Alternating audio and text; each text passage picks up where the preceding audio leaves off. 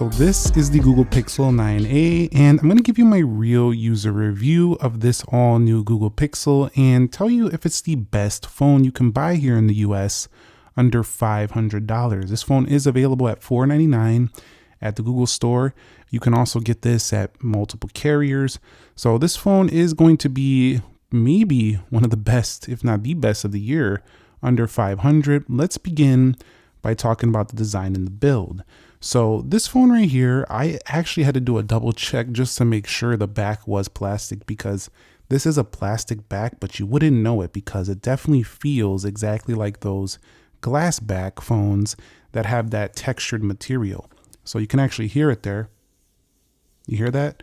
It definitely feels exactly the same. Also, I thought it was pretty refreshing to see this flat camera bump. You know, if you don't need the extra aesthetic, bump for actual practical reasons, why put it? So I definitely feel that this was a great detail on this phone. And yeah, they got rid of the camera bar, but I think it looks more clean, if I'm being honest. So I'd like to see Google continue this trend of this clean, minimal aesthetic. I really like it. So you'll see on the right, we do have ourselves the power button, the volume rockers, some antenna lines right there. At the bottom, we do have the speaker grill. We do have a USB-C port and a SIM card tray. Hallelujah. But we don't have micro SD card expansion, which is something you could find sometimes in budget devices, but this is not one of them, or mid-rangers. This one is just not one of them. You're going to get 128 gigs to start, and you can see nothing on the sides except for these antenna lines. Now, if we can get rid of those, it will look a little bit more clean, but it's not a big deal. You can see some more lines up there, some microphone holes. And the flash is actually integrated within the back, so you actually don't feel anything on there. It just kind of feels exactly the same. It's underneath the plastic, and you can see we do have ourselves the G logo right there, and the edges are very smooth. They even feel quite smooth at the edge. You could feel a little bit of raise, but it's very, very small. On the whole, this design just fits in the hand rather nicely, kind of wraps nicely in the corner of the palm. And also keep in mind the design of this phone is a 20:9. So that's actually different with the display than some other phones. Essentially, it's taller than the Pixel A, but it's narrower than some of the competition, which are 19:5.9. It's just slightly narrower. So it's a little bit easier to reach side to side. But I do think this phone is actually a little bit harder to reach side to side than some other phones due to its height. So it's kind of like tall, but a little bit narrow, and those thicker bezels aren't helping the matters whatsoever on this phone. But generally, the design is clean, it's minimal, and I think it's one of the best you're going to find at this price tag here in the United States. So definitely really worth it there. So when it comes to the display, one of the areas where the Google Pixel used to struggle a bit was just being better than the competition display. And this year still, to me, isn't necessarily better because most displays are OLED. And nice, this is a POLED HDR, 120 hertz, and it has about 800 nits of high brightness, but it can peak out at 2700 on the super actual display. So this thing is very bright outdoors. I actually tested it and I turned on adaptive brightness outdoors, and it really was very easy to see. So that's one of the things, it's kind of like a non-negotiable in 2025. We don't really need phones that we can't see outdoors. That's super annoying these days. So we're not settling for that. But you do have to turn on adaptive brightness to get that mode to trigger. So if you try to do this and just use the brightness like that, you're not going to get the full brightness outdoors. You need to turn on adaptive brightness for that to trigger. Also, this phone's display is only 1080, but it is 2424 by 1080, and it makes for 422 density. So up close, if you do look closely versus like maybe a 2K plus resolution, you might be able to see the difference if you're nitpicking, but most people won't care. It's very smooth. In addition, I did find that I had to go down to the bottom settings and turn on the smooth display. Mine was actually on the regular 60 hertz out of the box, and it was noticeably a little choppier. I was like, what is this? So I went down there. I'm like, oh, well, there it is. That's what this is. So you might have to trigger that on if you didn't know that. So do keep that in mind. Don't think your phone's choppy. If that does occur, go turn that on. And at 6.3 inches, I do think it is a really good sweet spot size. So I do love this size. It's good enough for media consumption while also being good enough for daily one-handed use for a lot of people. I will say though, this wasn't my favorite phone in my usage as a media consumption phone by comparison to some of the competition due to things like this. So the bezels and the 20:9 aspect ratio means the text to me is a little bit more squeezed in, a little bit more narrow. So I found it a little bit more straining on my eyes to read on this versus a wider phone. Just something I noticed. That's just me. Some people might not care, but this really gives me a on the go, open up your text message, just this on the go, just task based practical phone. This doesn't give me a sit down and consume media all day kind of phone, if you will. Like, this is not my favorite for that. It's just a on the go person's type of phone, and it's going to be really good for that type of person for sure. But there are much better options if what you do a lot is watch videos all day or consume a lot of media. This is definitely not my recommendation. This is more for the everyday casual user who's out going to work, going on the train, going somewhere, throwing this in their bag. They got stuff to do and they just need a quick, fast phone. And they want to consume some videos here and there. They want to consume some media here and there. This display is perfect for that. It also does have an always on display mode, which I don't actually have turned on right now, and I do like the ability to customize the lock screen. Pixel does have some quite nice clocks here with Android 15. You can see a lot of different customizations you can do to these clocks, so that's pretty cool. In addition to that, I will state that they do have a nice wallpaper pack, which is something you don't get on all phones. So if you go to more wallpapers, I always love the variety and the inclusion of all these different wallpapers, with the new ones being these swirling petals, which will match up to the color you get. So if you get the obsidian, it's this one. If you get the iris, it's that one. Porcelain wallpapers right there, and the peony down here, which is their pinkish color. So nice wallpaper packs, nice resolution, a little bit narrow, but overall, and a little bit tall, but overall, it's a good display. It really is. I wouldn't say it's the best on the market, but definitely it's a really good one.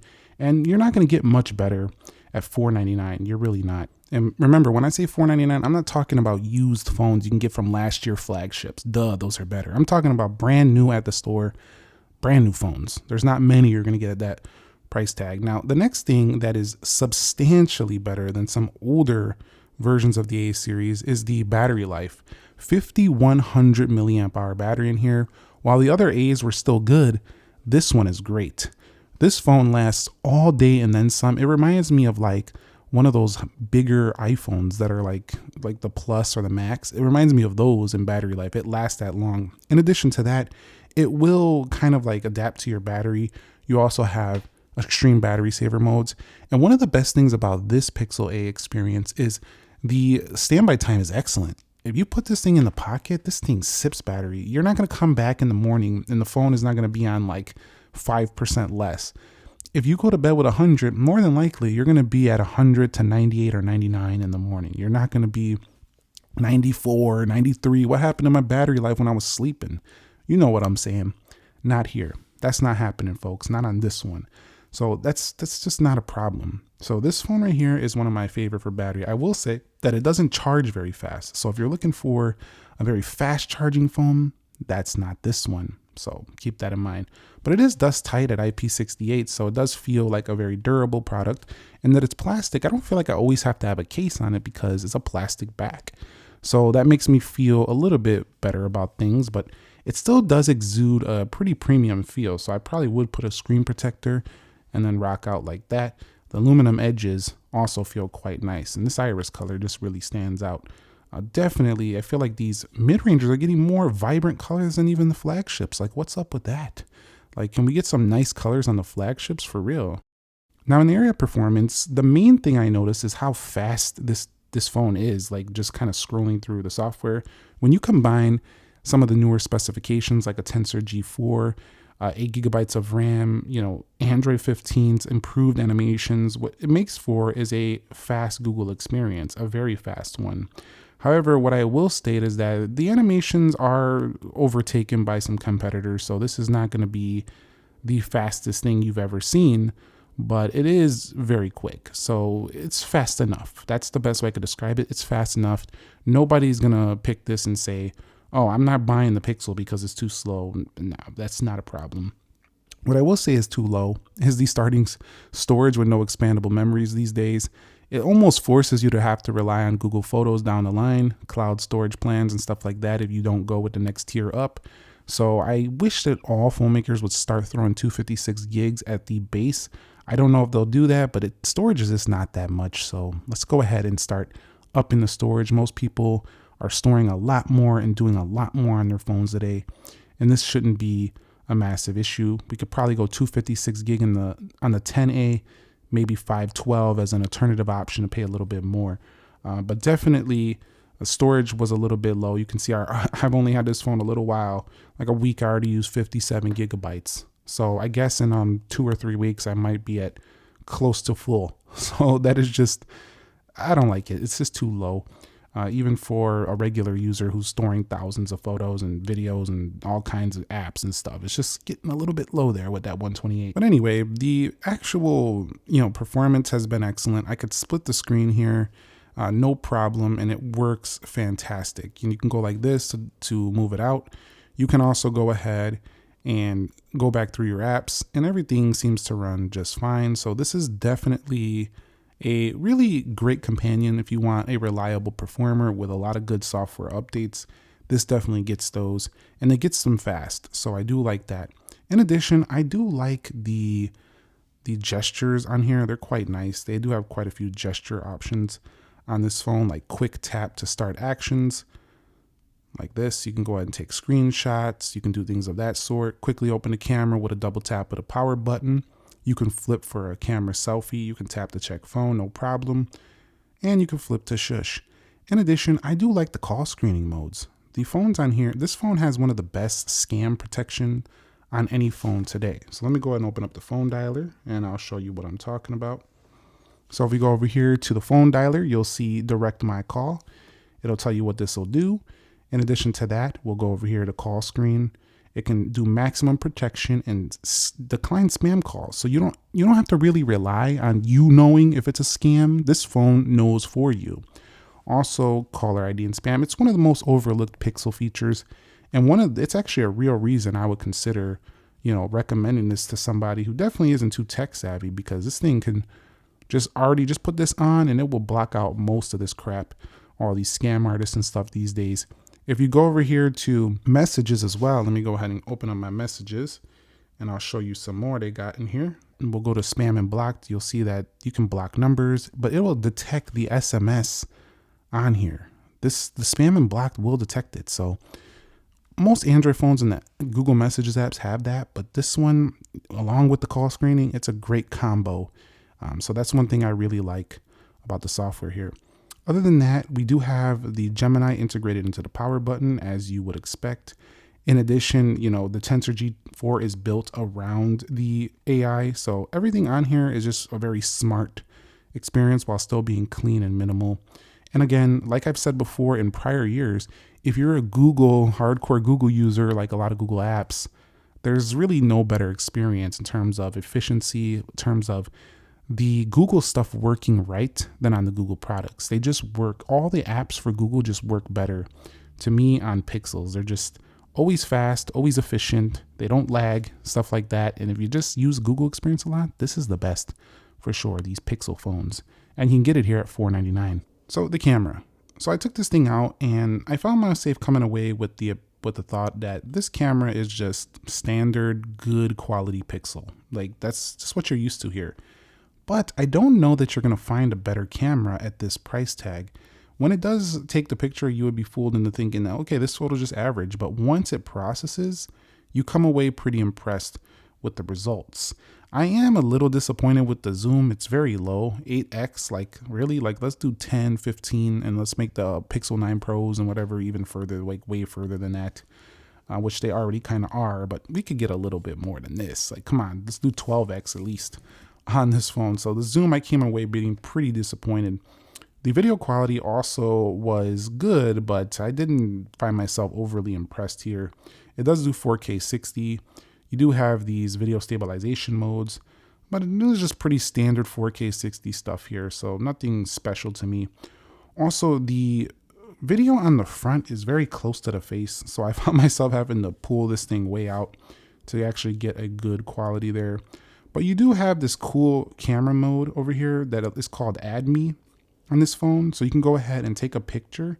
And then what you can do is, if you don't have somebody take a picture of you, you can get in that same photo with somebody. Like, you can just sit there and then it kind of just adds your photo to their photo. So if you don't have someone take a picture of you at an important event, that's pretty cool. Honestly, it is. It beats like trying to set your phone up somewhere and it falls over. You don't have a tripod. So overall, pretty standard Pixel stuff here, and night sight is available as well. But I found it to just be a really good mid-range camera, but kind of gives you flagship level results almost. So more like their Fold lineup, not really like their Pro XL and Pro lineup. So somewhere in between. Take a look at some of my photos and let me know your thoughts on the Google Pixel 9a's camera. It's pretty good. It actually is.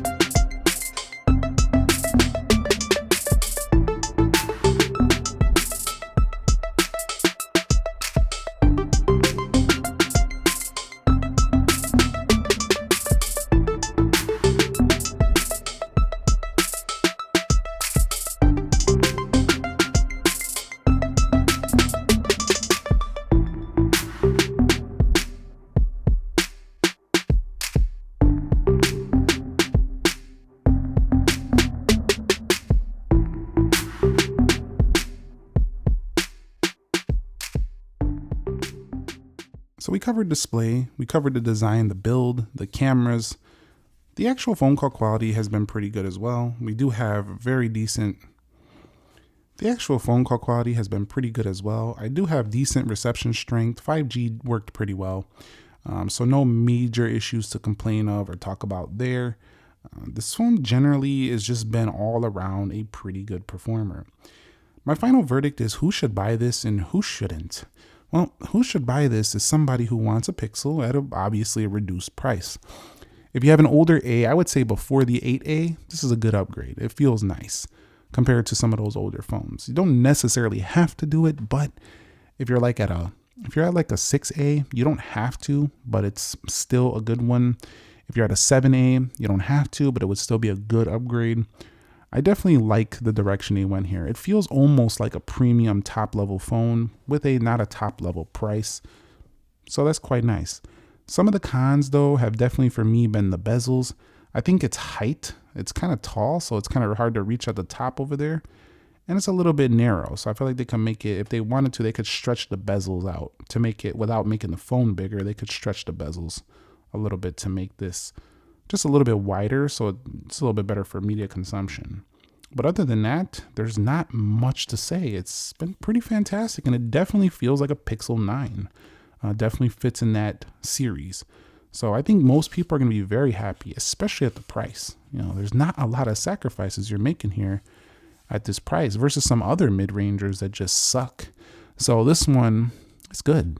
Thumbs up if you enjoyed it, subscribe if you haven't already, and let me know if you think this is the best phone under $500 in the US. Nick here. I'll catch you on the next episode. Thank you very much for watching. Be sure to be well, and peace.